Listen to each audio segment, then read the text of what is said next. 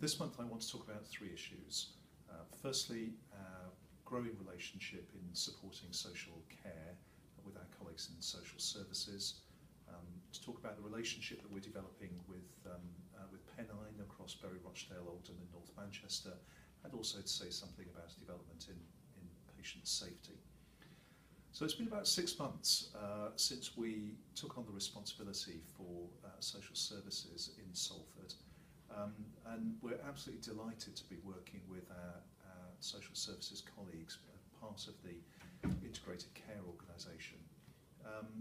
We're really proud of the work that they're doing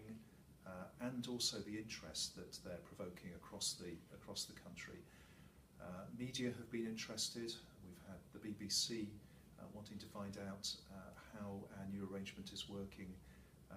and across the NHS there has been regular interest to find out what we've been doing. So I'm delighted that they're now a part of the family and working well together in describing the new arrangements that will be put in place for providing health and social care into the neighbourhoods in the city of Salford. Our Integrated Care Organisation senior leadership team is also going to be co-locating so that those working in or responsibility for hospital care and social care, community services and primary care can be all together in one place. And I'm sure that by that closer team working at a senior level and in practice as well will mean that we will be able to see many good developments and improvements taking place across the city, helping us also to smooth the transfer of patients who need to move out of the hospital, either into a care home setting or back to their own home, can be supported in the best possible way. Now, you will know that for this last year we've been working very hard with colleagues in the Pennine Acute Trust in supporting them in getting to the next stage of the journey in Bury, Rochdale, Oldham and North Manchester to be improving their services to make sure that they're safe and appropriate for their patients. So that focus on quality of care is